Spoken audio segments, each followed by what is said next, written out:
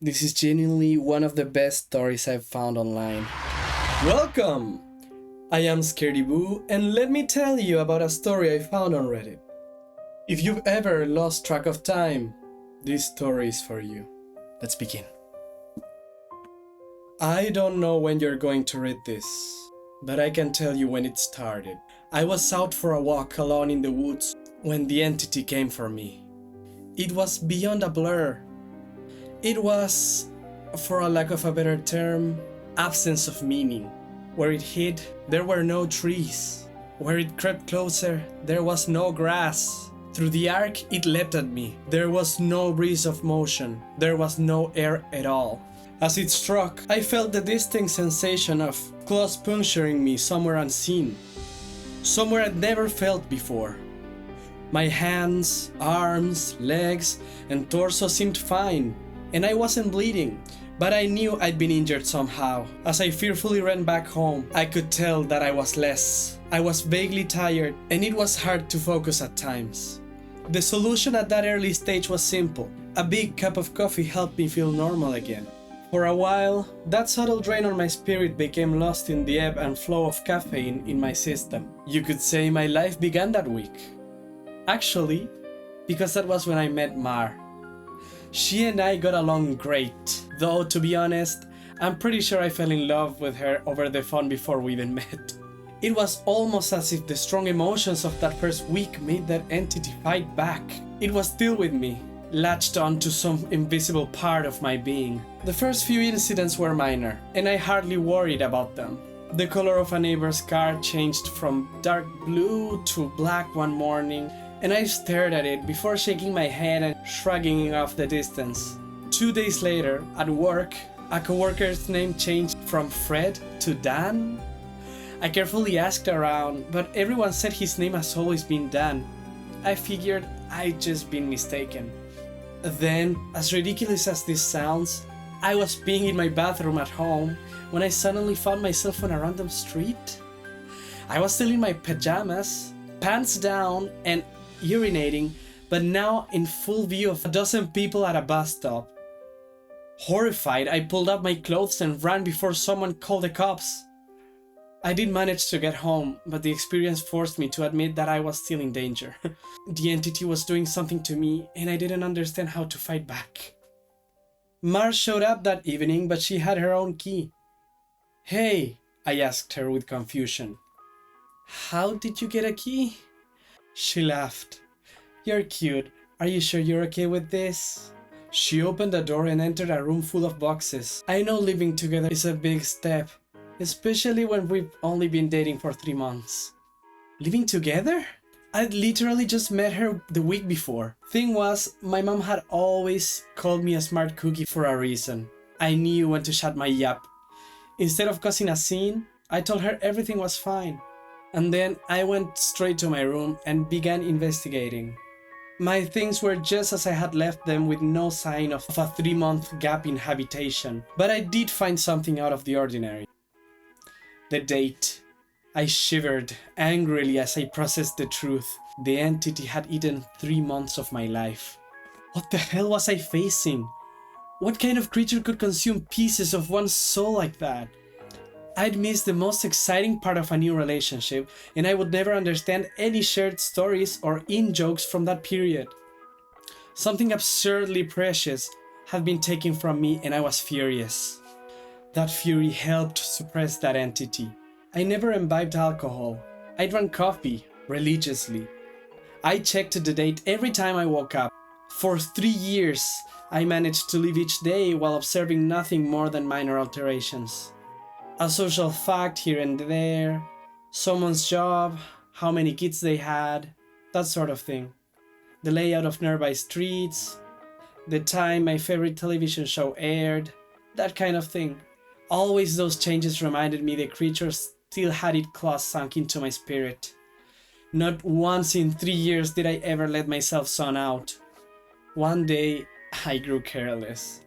I let myself get really into the season finale of my favorite show. It was gripping, a fantastic story. Right at the height of the action, a young boy came up to my lounger and shook my arm. Surprised, I asked, Who are you? How did you get in here? He laughed and smiled brightly. Silly daddy. My heart sank in my chest. I knew immediately what had happened. After a few masked questions, I discovered that he was 2 years old and that he was my son. The agony, the heartache filling my chest was nearly unbearable. Not only have I missed the birth of my son, I would never see or know the first years of his life. Mara and I had obviously gotten married and started a family in the time I'd lost, and I had no idea what joys or pains those years contained. It was snowing outside. Holding my saddened son in my lap, I sat and watched the flakes fall outside. What kind of life was this going to be if sleeps in concentration could cost me years? I had to get help. The church had no idea what to do. The priests didn't believe me and told me I had a health issue rather than some sort of possession. The doctors didn't have any clue. Nothing showed up on all their scans and tests, but they happily took my money in return for nothing. By the time I ran out of options, I decided to tell Mar. There was no way to know what this all looked like from her side.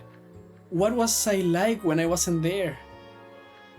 Did I still take our son to school? Did I still do my job? Clearly I did, because she seemed to be none the wiser. But I still had a horrible feeling that something must have been missing in her life when I wasn't actually home inside my own head.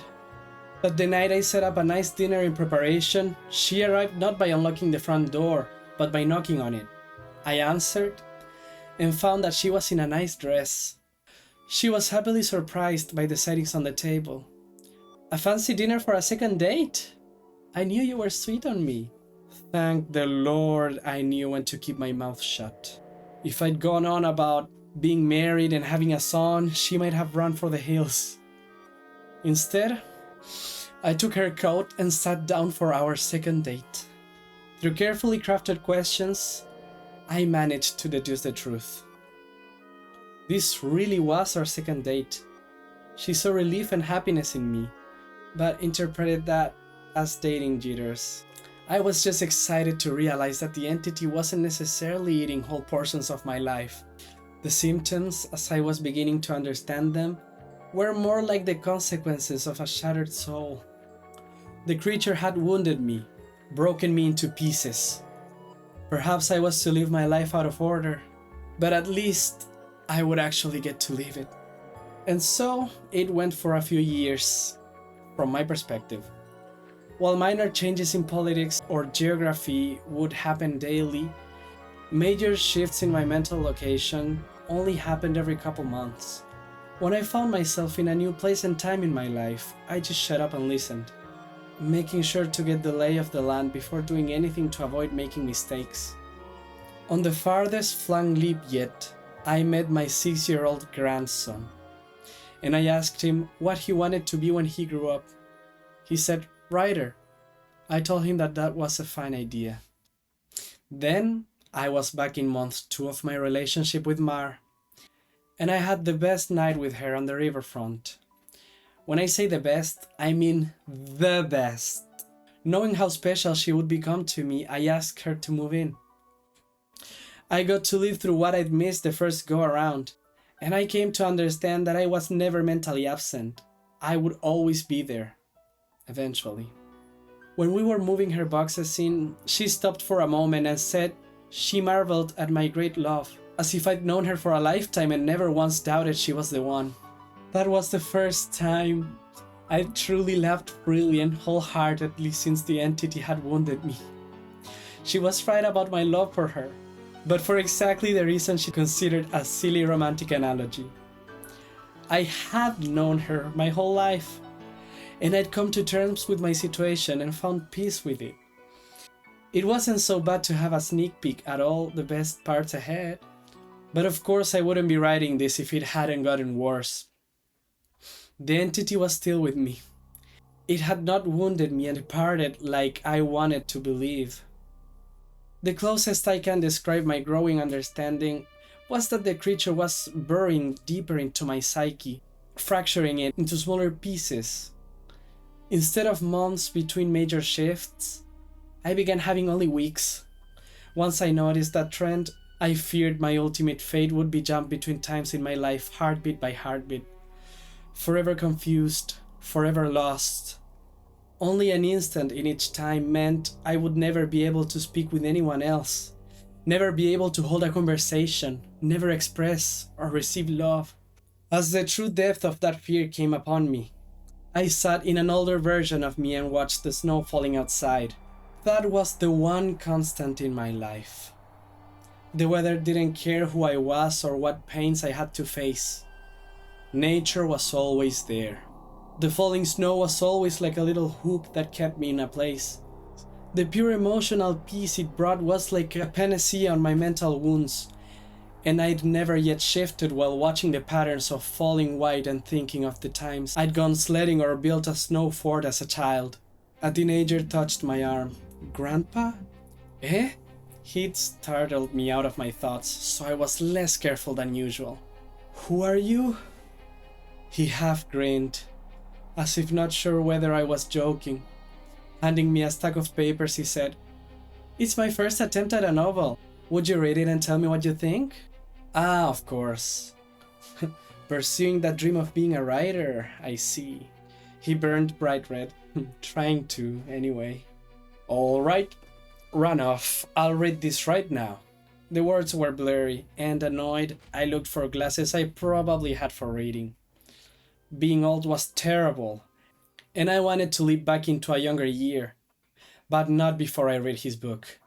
I found my glasses in a sweater pocket and began leafing through.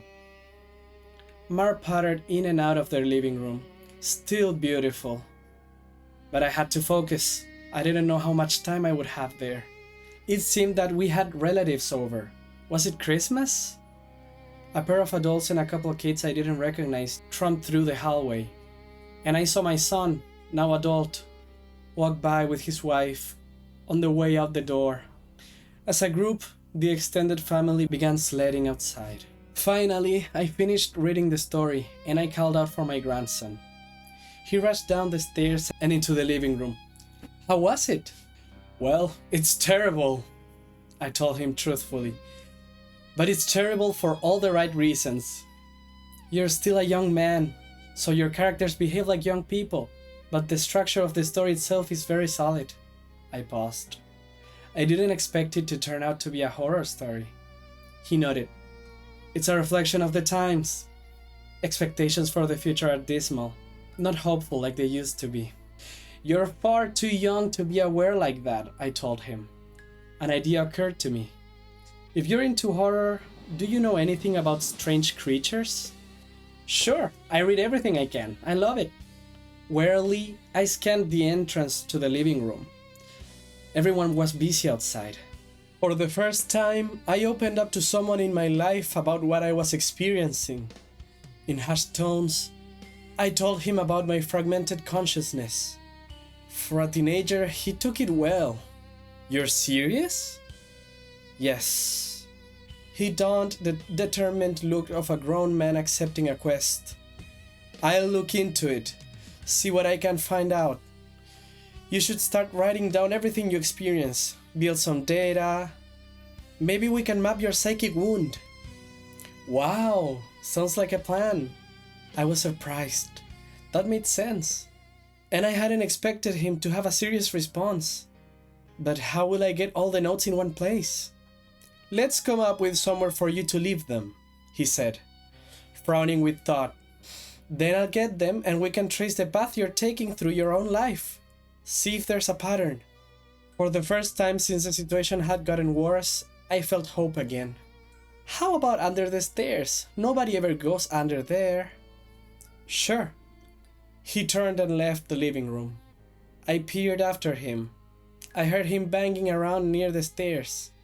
Finally, he returned with a box, laid it on the carpet, and opened it to reveal a bursting stack of papers. He exclaimed, "Holy crap!" But of course, being a teenager, he didn't really say crap. Taken aback, I blinked rapidly, forgiving his cussing because of the shock. "Did I write those?" He looked up at me with wonder. "Yeah, or you will." You still have to write them and put them under the stairs after this. He gazed back down at the papers, then covered the box. So you probably shouldn't see what they say. That could get weird. That much I understood. Right. He gulped. There are like 50 boxes under there, all filled up like this. Deciphering this will take a very long time. His tone dropped to deadly serious.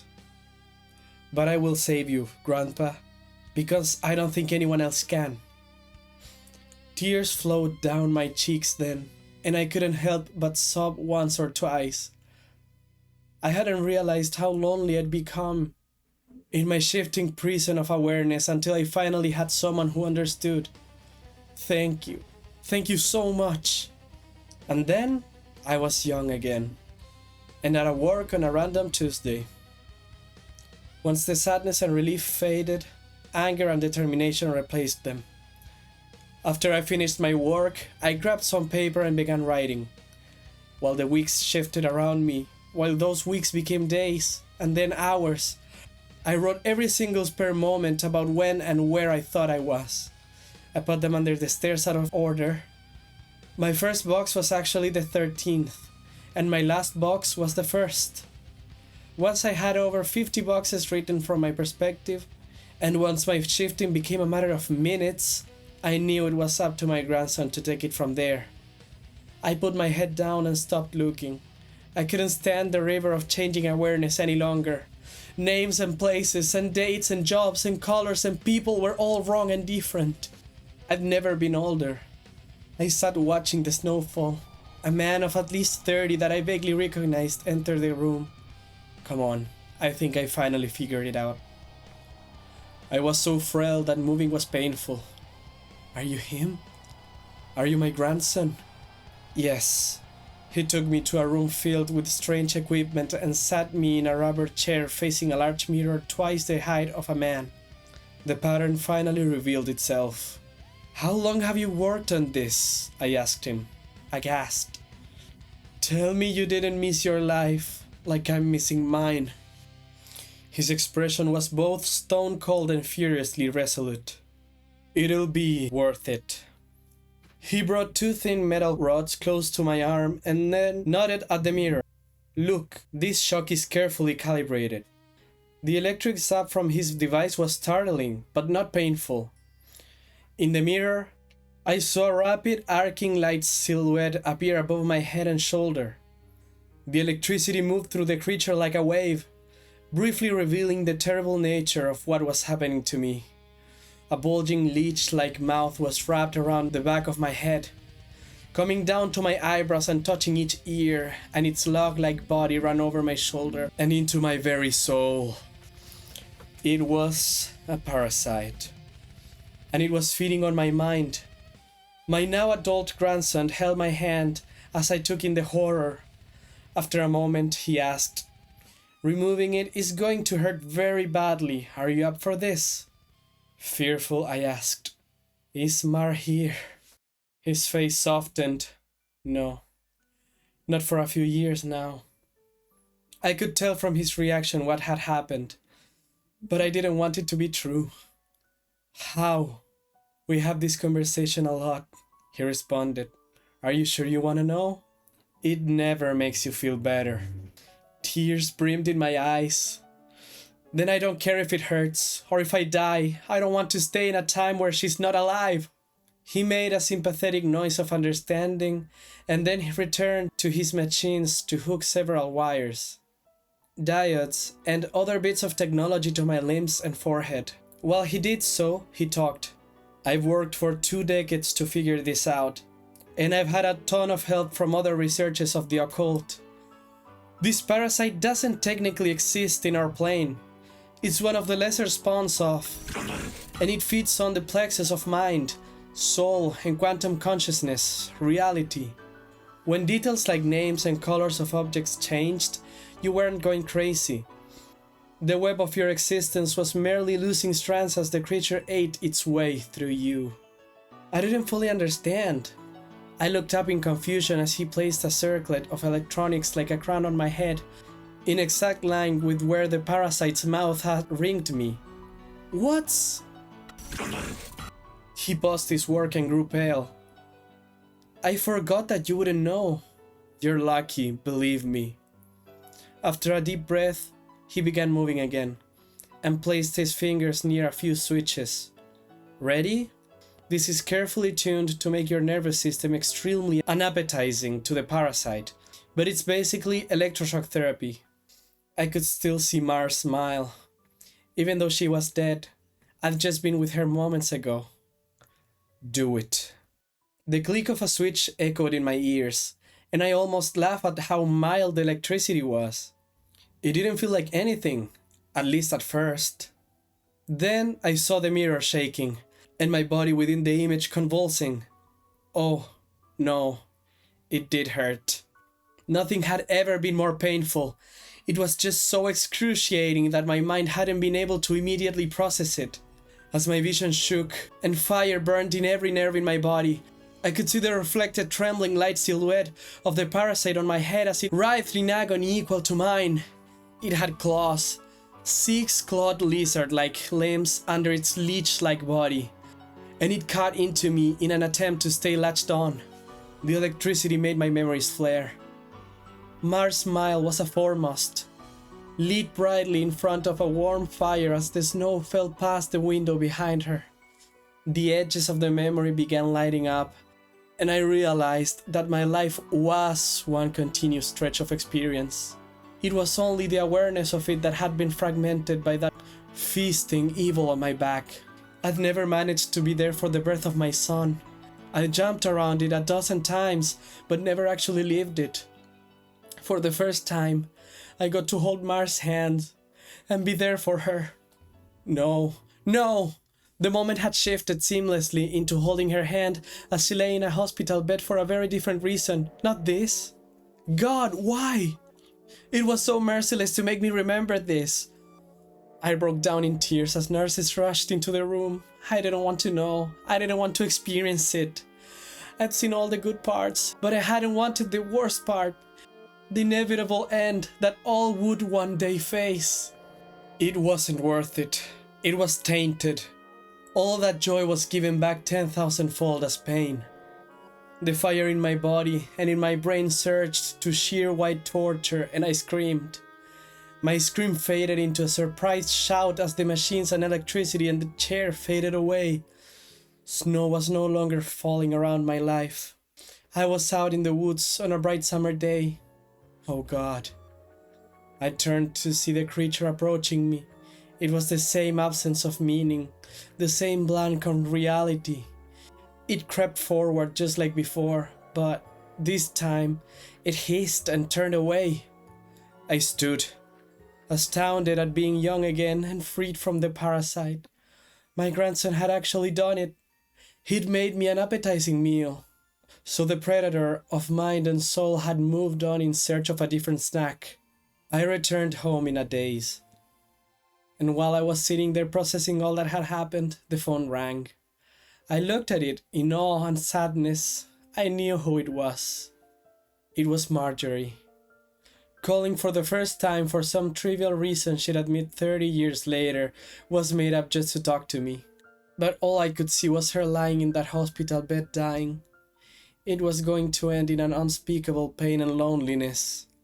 I would become an old man, left to sit by myself in an empty house, his soulmate gone long before him. At the end of it all, the only thing I would have left, sitting and watching the falling snow. But now, thanks to my grandson, I would also have my memories. It would be a wild ride, no matter how it ended. On a sudden impulse, I picked up the phone. With a smile, I asked, "Hey, who's this?" Even though I already knew. Author's note. Together, my grandfather and I did set out to write the tale of his life.